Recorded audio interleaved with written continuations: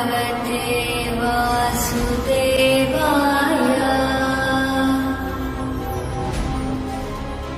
ॐ नमो भगवते वासुदेवाय।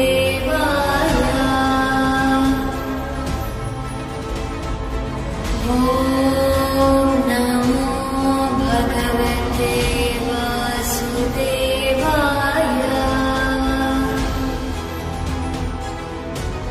ॐ नमो भगवते वासुदेवाय।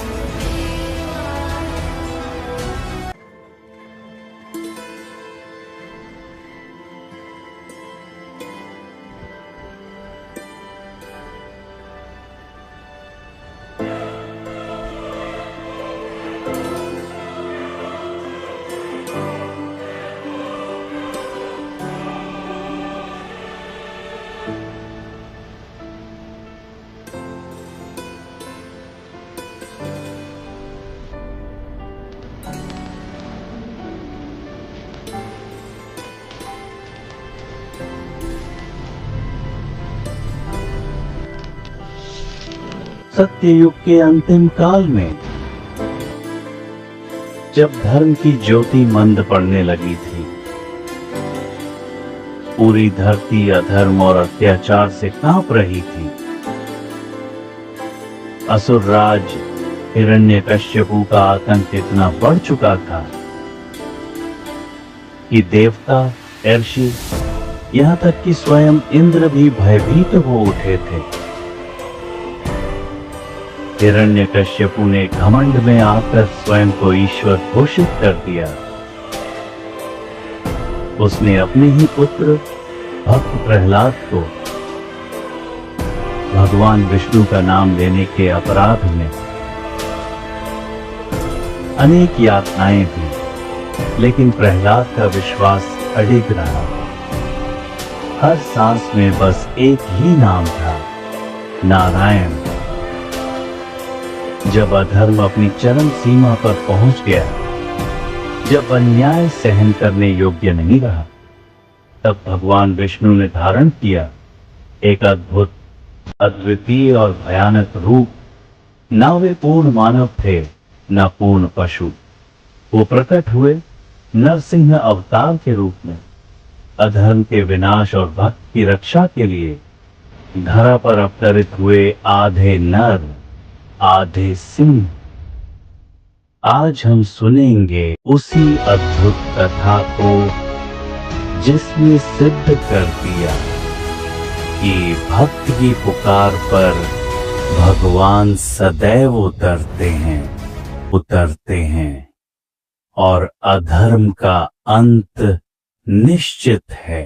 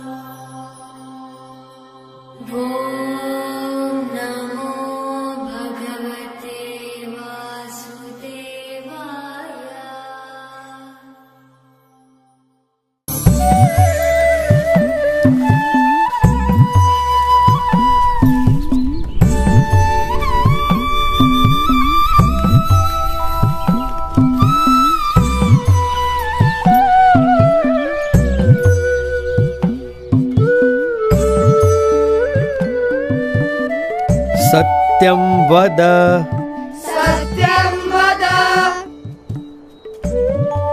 धर्मं चर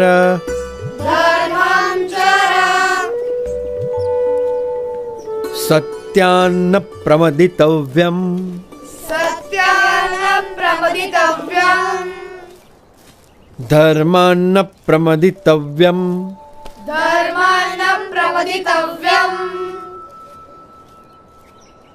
धर्म पालन, अहिंसा, सेवा, यह सब अच्छे मनुष्य जीवन के लक्षण है और इसीलिए इन सब सद्गुणों को अपनाते हुए परोपकारी जीवन जीना चाहिए। उसी में मनुष्य जीवन की सार्थकता है।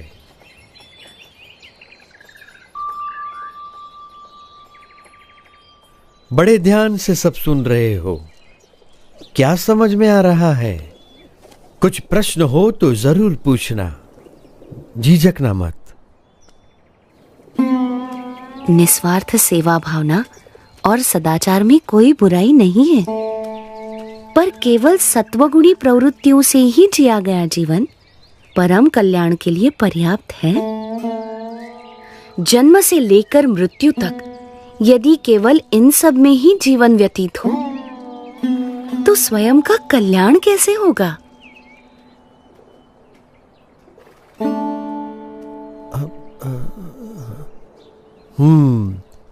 बड़े गुणी लगते हो, विद्याभ्यासी भी लगते हो और तर्क भी बहुत अच्छी तरह से प्रस्तुत कर लेते हो।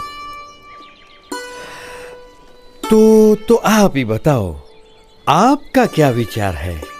मनुष्य को कैसा जीवन जीना चाहिए? ऐसा जीवन जो उस उच्चतम विद्या को पाने के लिए जिया गया हो, जिसे जानने के बाद और कुछ भी जानना बाकी न रह जाए। पर ऐसी कौन सी विद्या है? ब्रह्म विद्या, जिससे अपने अहंकार, स्वभाव, अज्ञान, इंद्रियों एवं अंतःकरण की गुलामी, हर प्रकार के दुख, सारे बंधन, जन्म मरण के चक्कर, इन सब से मुक्ति पाकर आत्यंतिक कल्याण प्राप्त होता है। पर केवल स्वयं के कल्याण के लिए जिया गया जीवन स्वार्थ सिद्धि का पर्याय बनकर ही नहीं रह जाएगा। यदि व्यक्ति यथार्थ रूप से आत्यंतिक कल्याण के मार्ग पर चल पड़े तो उसका जीवन अपने आप ही सबके लिए कल्याणकारी बन रहता है, एक यज्ञ के समान बन जाता है। सबकी भलाई का यज्ञ, सबकी सेवा का यज्ञ, सबके कल्याण का यज्ञ। अच्छा, अब पर आप हो कौन? मैं नीलकंठ हूं। आप इस उम्र में ऐसे अकेले क्यों निकल पड़े हो? सबको परम कल्याण के मार्ग पर प्रेरित करने के लिए यही मेरे जीवन का उद्देश्य है। उम्र से तो आप शिष्य जैसे लगते हो, पर ज्ञान से गुरु हो।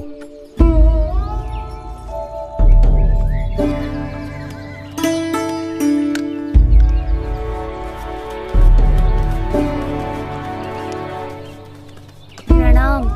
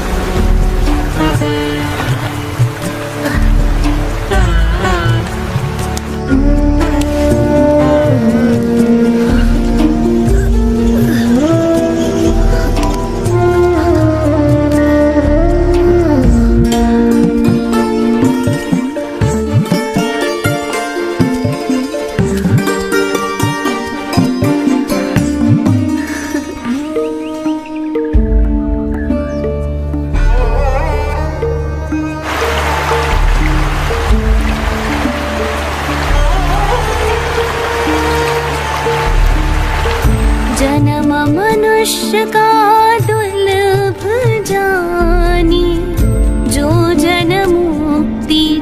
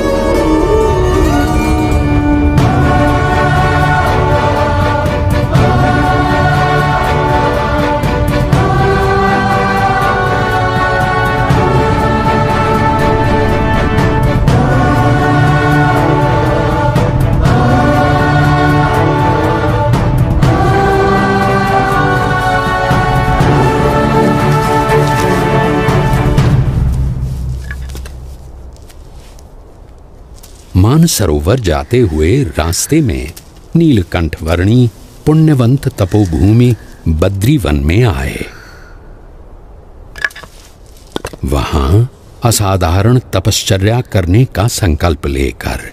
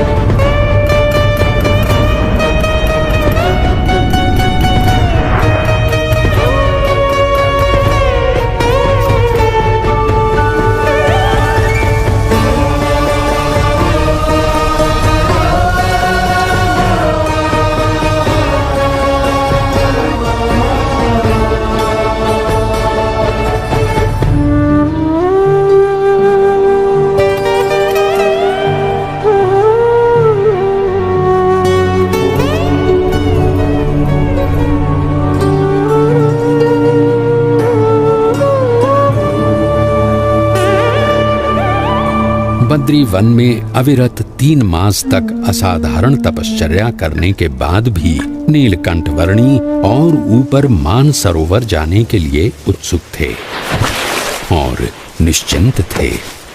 और यहाँ नीचे ज्योतिर्मठ में बद्रीनाथ मंदिर के पुजारी जी चिंतित थे।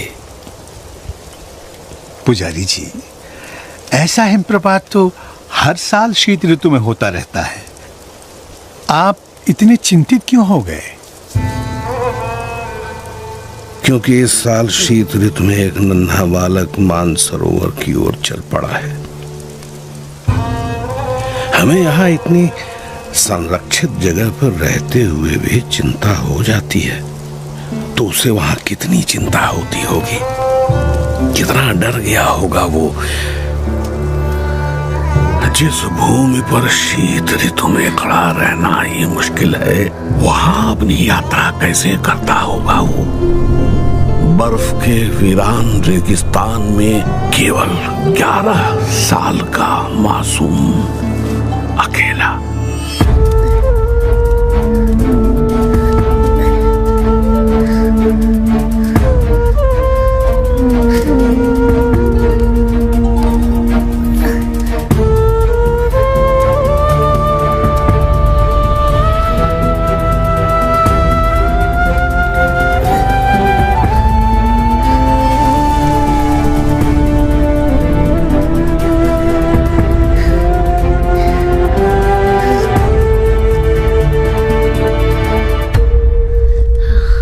रुके हुए रास्तों से भी मार्ग निकालकर नीलकंठ वर्णी आगे बढ़ रहे थे।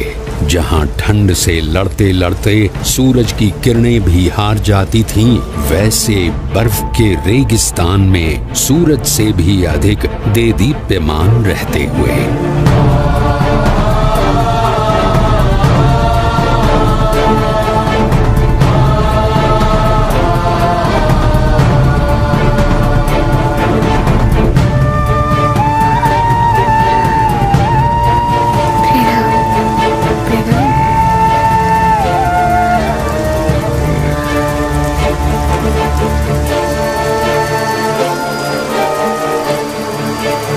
सन 1793 की शीत ऋतु के प्रारंभ में नीलकंठ वर्णी ज्योतिर्मठ से बढ़ चले थे और शीत ऋतु के बढ़ते हुए प्रभाव के साथ उनके चरण और आगे बढ़ रहे थे, भारत के उत्तर में तिब्बत में स्थित मानसरोवर की ओर।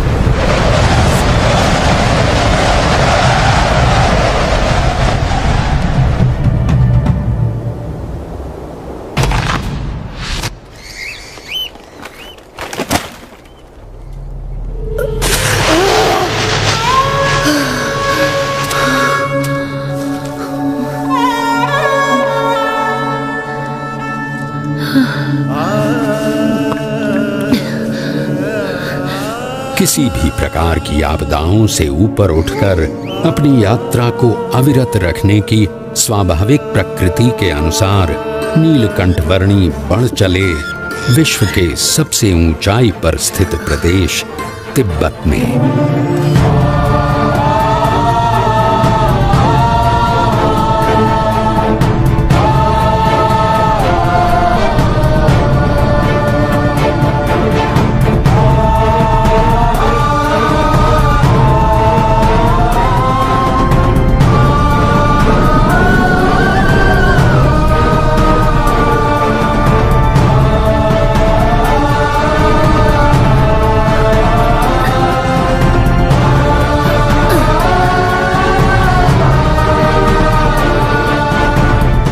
मानो कोई भी विपत्ति ऐसी बनी ही नहीं थी जो नीलकंठवर्णी के सदा आगे बढ़ रहे चरणों को रोकने में समर्थ हो। चाहे वो सफेद बर्फ से प्रतिबिंबित होकर आंखों को चौंधिया देने वाली सूरज की किरणें हों या साक्षात मृत्यु के समान उमड़ते बवंडर।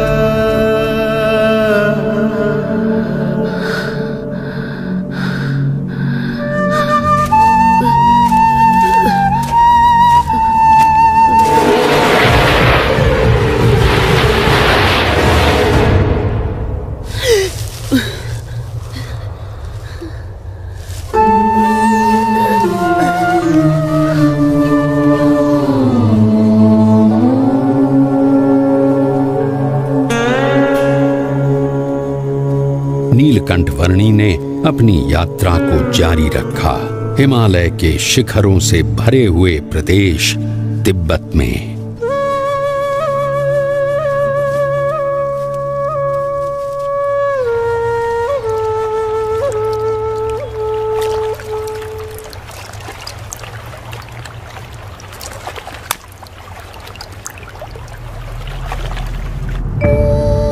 हिमालय के उत्तुंग बर्फीले पर्वतों का विश्व तिब्बत, जिसकी औसतन ऊंचाई 16,000 फीट है और जो विश्व की छत कहलाता है, वहां शीत ऋतु में 0 से नीचे 40 अंश तक के तापमान में नीलकंठवर्णी अकेले मानसरोवर की ओर बढ़ रहे थे।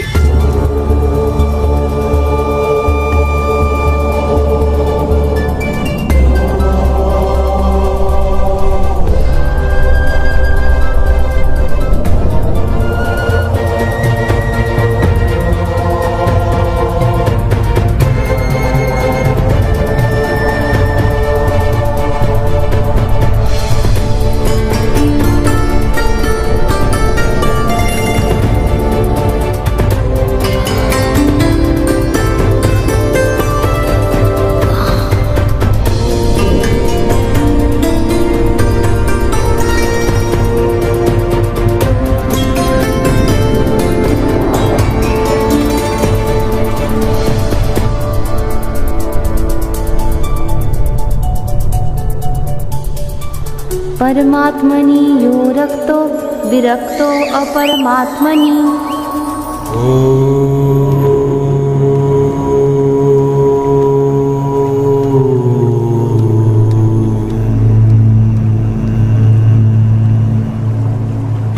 ज्योतिर्मठ से मानसरोवर की यात्रा शुरू करने के लगभग 4 महीनों के समय में नीलकंठ वर्णी आ पहुंचे कैलाश पर्वत के निकट स्थित क्षेत्र में।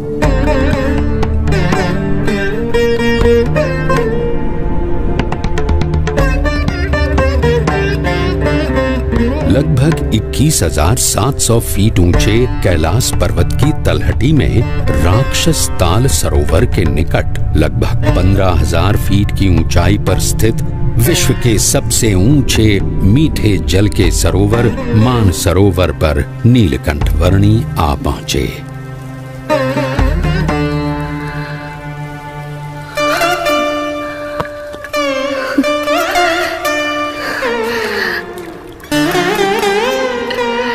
मानस क्षेत्र की प्राण घातक शीत ऋतु में नीलकंठ वर्णी ने संकल्प किया लगभग 320 वर्ग किलोमीटर में फैले हुए मानसरोवर की लगभग 88 किलोमीटर लंबी परिक्रमा करने का।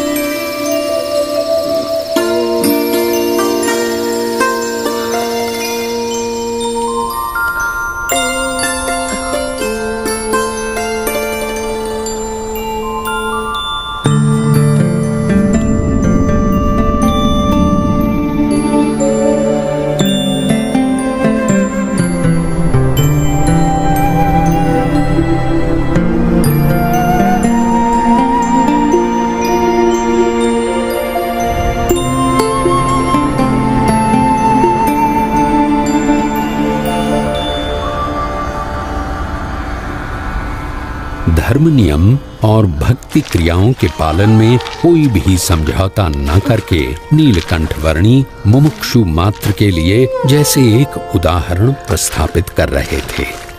जहां शीत ऋतु में पीने के लिए भी पानी की व्यवस्था उपलब्ध नहीं थी, वहां भी स्नानादिक नित्य नियमों का पालन करते हुए भक्ति पूर्वक नित्य पूजा के नियम को भी दृढ़ रखते हुए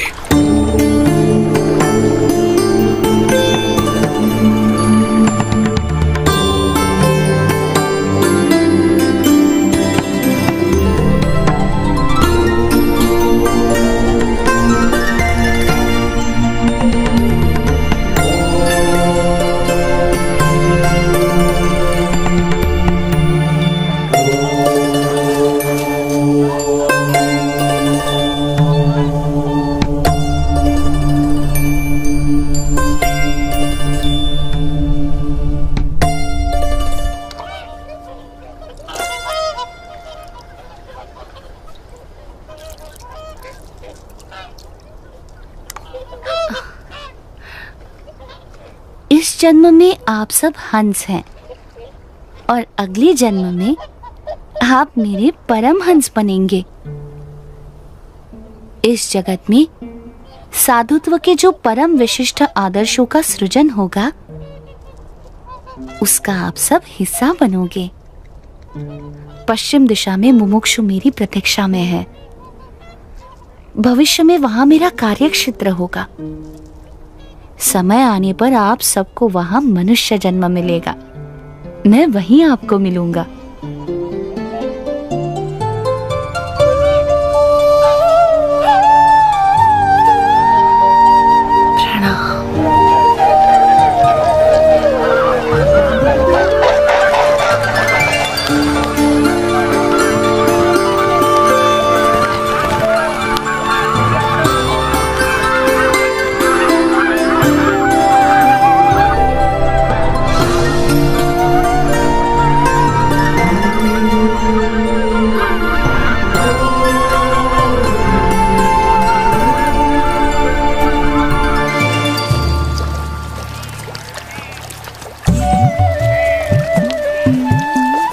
शीत ऋतु तिब्बत प्रदेश में बिताकर नीलकंठ वर्णी पुनः बद्रीनाथ जाने के लिए निकल पड़े।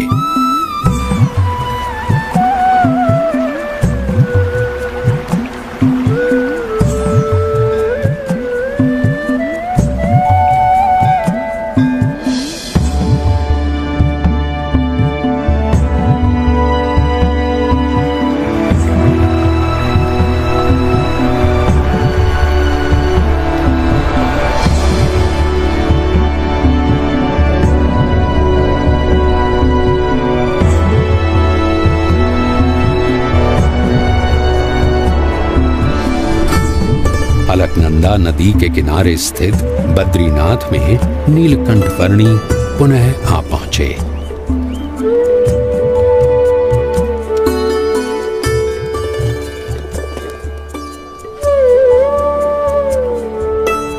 जय बद्रीनाथ जी की जय बद्री विशाल, जय बद्री। ओह, पुजारी जी आ गए।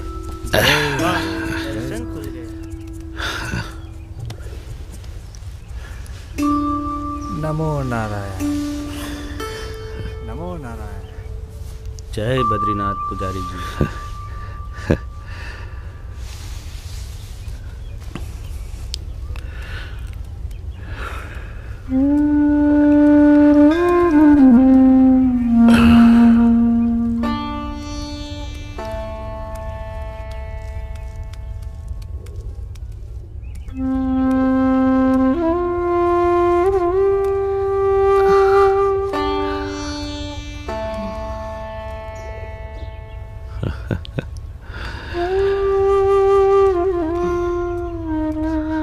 नीलकंठ वर्णी, आप नीलकंठ वर्णी हो? जी पुजारी जी। अरे प्रभु, जब भी आपको याद करता था तब चिंता होती थी कि आप किस हाल में होंगे, जीवित भी होंगे या नहीं। जाते समय मैंने आपको कहा था ना कि मैं आपसे फिर मिलूंगा, सो आ गया। परंतु आपका शरीर?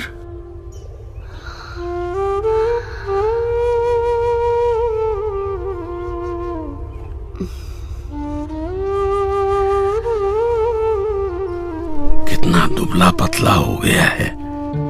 चलिए, सबसे पहले कुछ अन्न ग्रहण कर लीजिए। आइए प्रभु, पधारिए। यहां से चलिए प्रभु, इस तरफ से पधारिए।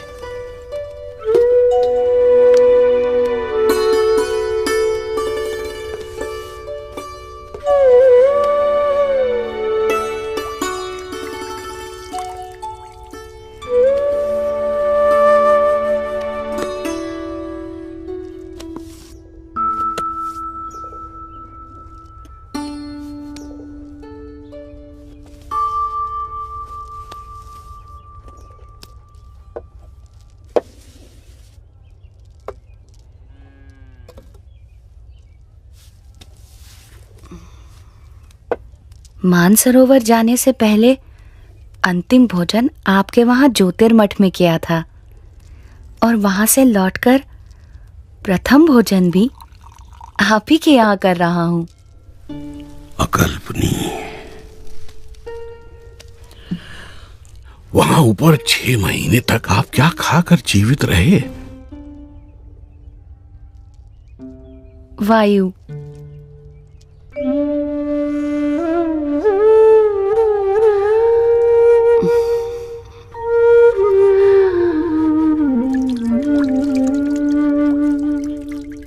मुमुक्षुओं के भावों को परख कर उन्हें अपने संबंध से कल्याण के मार्ग पर प्रेरित करते रहने का नित्य क्रम नीलकंठ वर्णी ने अखंड रखा था।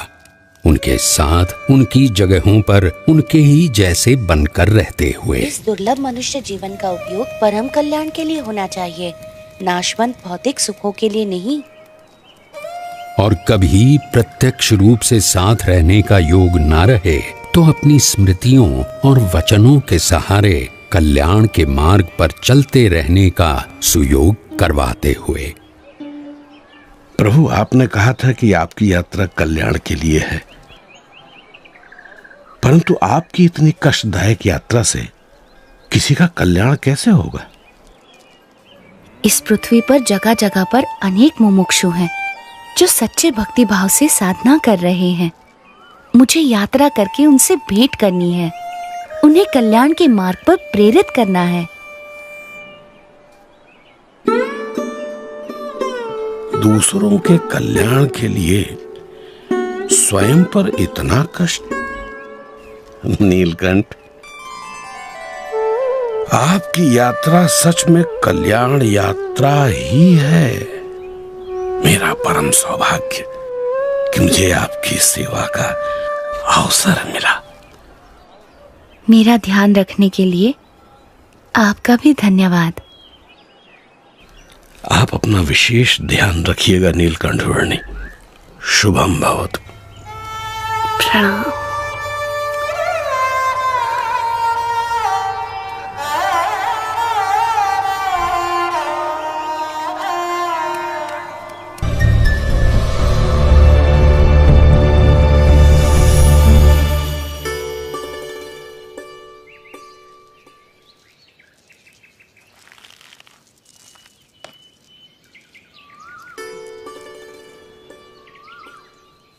प्रणाम प्रभु। बड़ी दिव्य और असाधारण प्रतिभा है आपकी।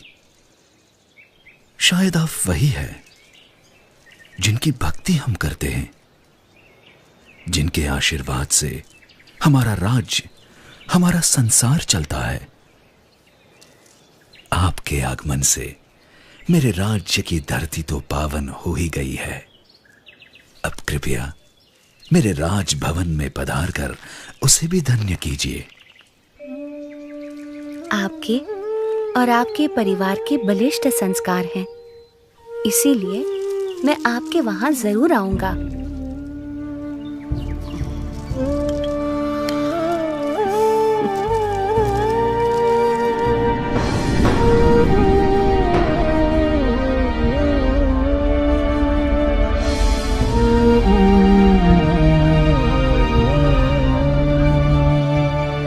नीलकंठ वर्णी वंशीपुर गांव आ पहुंचे। कोई कहियो रे प्रभु आवन की, कोई कहियो प्रभु आवन की, मन भावन की, प्रभु आवन की, मन भावन की, कोई कहियो रे प्रभु आवन की, कोई कहियो। आपन आवे लिख नहीं भेजे, बान परी ललचावन की। आपन आवे लिख नहीं भेजे, बान परी ललचावन की। ये दो नैना कहो नहीं माने, ये दो नैना कहो नहीं माने, नदियाँ बहे जैसे सावन की, नदियाँ बहे जैसे सावन की, कोई कहियो। ये महाराज पैदल चलकर क्यों आ रहे हैं? हाँ? और घोड़े के ऊपर कौन बैठा है? देखूं तो महाराज पैदल, अवश्य ही कोई विशिष्ट अतिथि होंगे।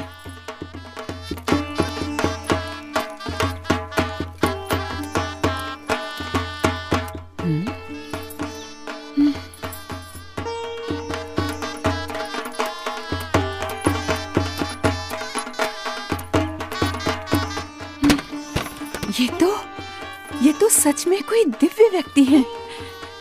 सब सब चलो, उनके स्वागत की तैयारी करो। जी महारानी जी।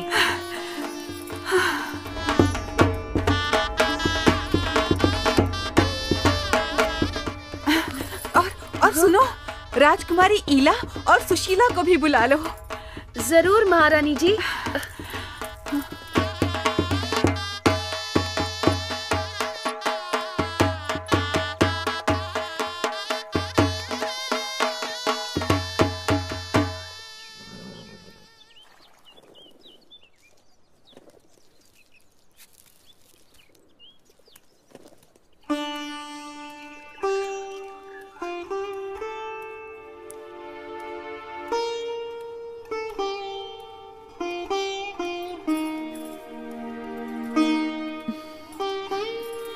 प्रणाम।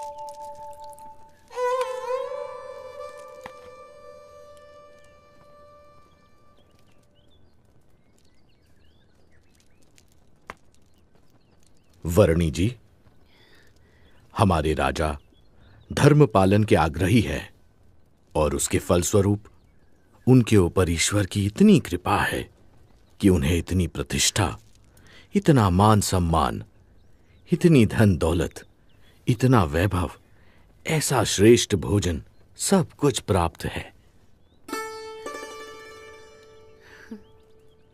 धर्म का संबंध केवल धन दौलत, पद प्रतिष्ठा, मान सम्मान, बाह्य वैभव और बाह्य व्यक्तित्व से नहीं, किंतु आंतरिक प्रतिभा से है।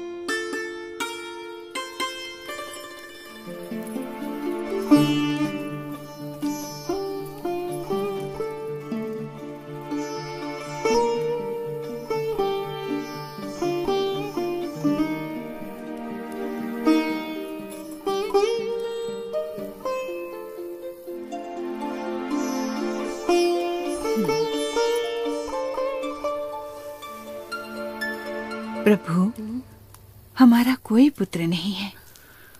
उस बात से मैं चिंतित रहती थी, पर अब आपके आने से मेरे पुत्र की कमी पूरी हो गई। अब आप यहीं रुक जाइए।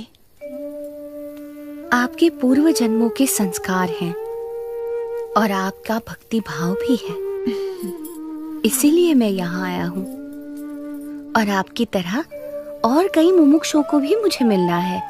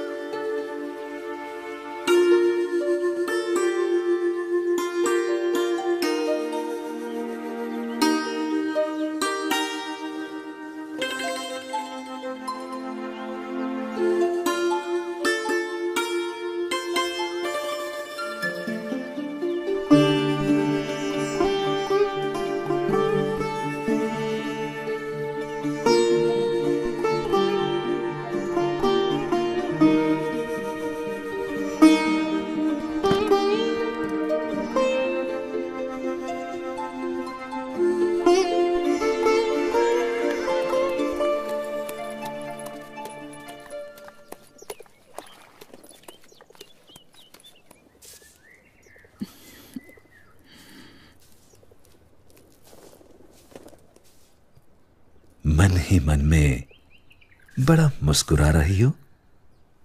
क्या सोच रही हो? सोच रही हूँ नीलकंठ वर्णी कितने महान व्यक्ति हैं, सरल जीवन और उच्च विचार। और हमारी ईला और सुशीला भी कितने भक्तिभाव से उनकी सेवा में जुड़ गई हैं।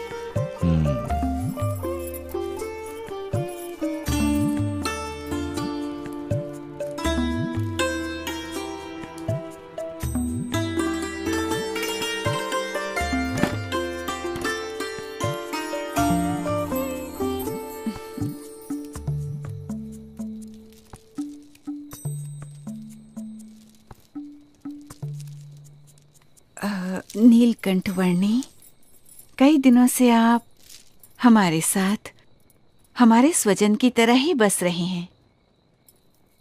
और केवल हम ही नहीं, पर यहाँ छोटा बड़ा हर कोई आपको अपना स्वजन समझने लगा है। सभी को आपसे लगाव हो गया है। इतने दिनों से आपका जीवन निकट से देखकर हमें प्रतीति है कि आप कोई असाधारण दैवी तत्व हैं, साक्षात परमात्मा हैं। ये सब देखकर मेरे मन में एक विचार आ रहा है कि यदि आप हमेशा के लिए हमारे स्वजन बनकर रह जाएं, तो कितना अच्छा होगा। यदि समझ में आए तो मैं तो हमेशा के लिए सबका स्वजन हूँ, एक सच्चे स्वजन की तरह हमेशा सबके साथ ही रहता हूँ। अब हमारी अपेक्षा है कि हम ये सब कुछ त्याग कर आपके चरणों में न्यौछावर करके मोक्ष के काम में ध्यान दें। और हमारी सारी धन दौलत, हमारी सारी संपत्ति, हमारा राज्य और ईला और सुशीला को भी आपको सौंप दें। हमारी पुत्रियों से ब्याह करके हमारा सब कुछ स्वीकार कर लीजिए नीलकंठ।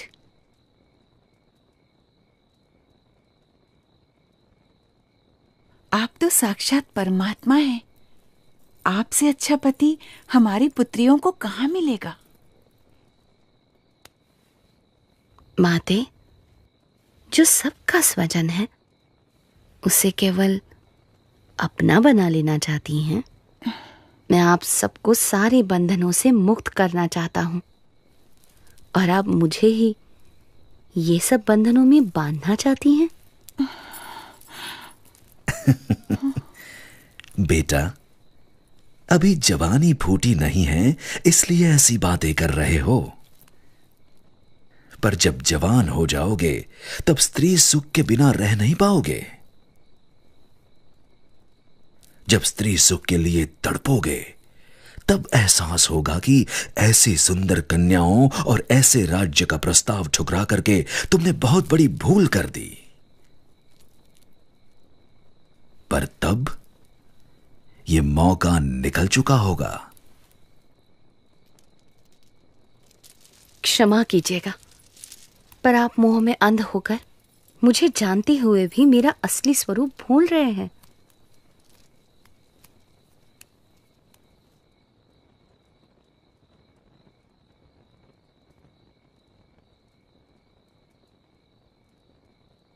यही तो माया का प्रभाव है कि जो परमात्मा की उपस्थिति में भी आपको परमात्मा का सुख लेने नहीं देता है, और ऊपर से साक्षात परमात्मा में भी माया का भाव लाकर रख देता है।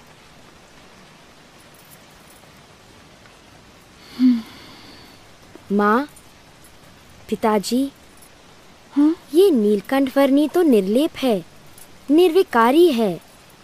ये सब मोह माया से परम सुख के दाता स्वयं परमात्मा हैं। वे ऐसे क्षुल्लक लौकिक सुखों में क्यों बंधेंगे? हाँ माँ, मोह से मुक्त होकर और हमारी चिंता छोड़कर नीलकंठ वर्णी की महिमा को अंतर में दृढ़ रखो। हाँ बेटा।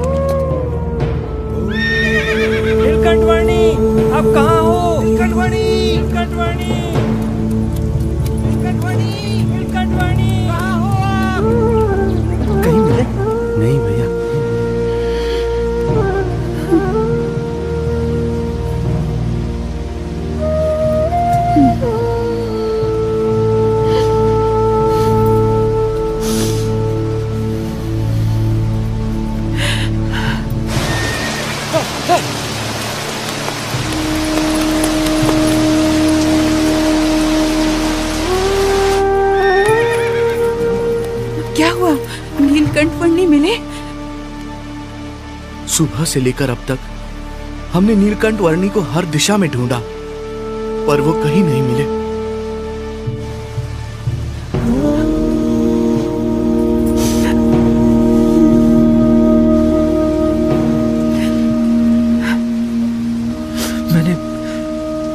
मैंने दूर दूर तक ढूंढा, पर नीलकंठ वर्णी नहीं मिले।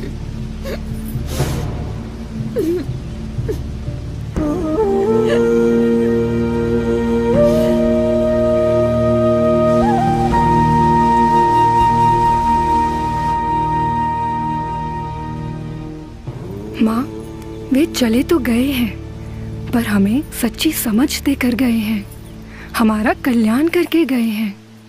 उन्होंने कहा था ना कि उन्हें तो अभी अनेक मनुष्यों का कल्याण करना है।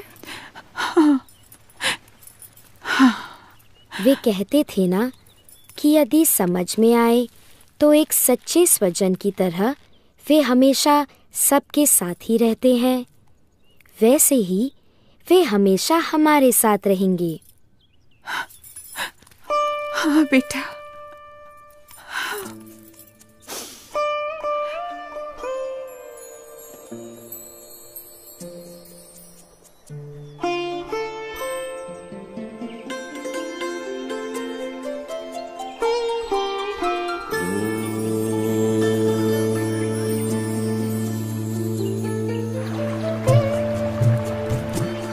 हर एक को हर बंधन से मुक्त करके परम कल्याण के मार्ग पर प्रेरित करने के लिए जिनकी ये कल्याण यात्रा थी, वो नीलकंठ वर्णी किसी भी प्रकार के मायिक बंधनों में बंधकर कैसे रह सकते थे। अपनी कल्याण यात्रा को अविरत रखते हुए नीलकंठ वर्णी बढ़ चले वंशीपुर से मुक्तिनाथ की ओर।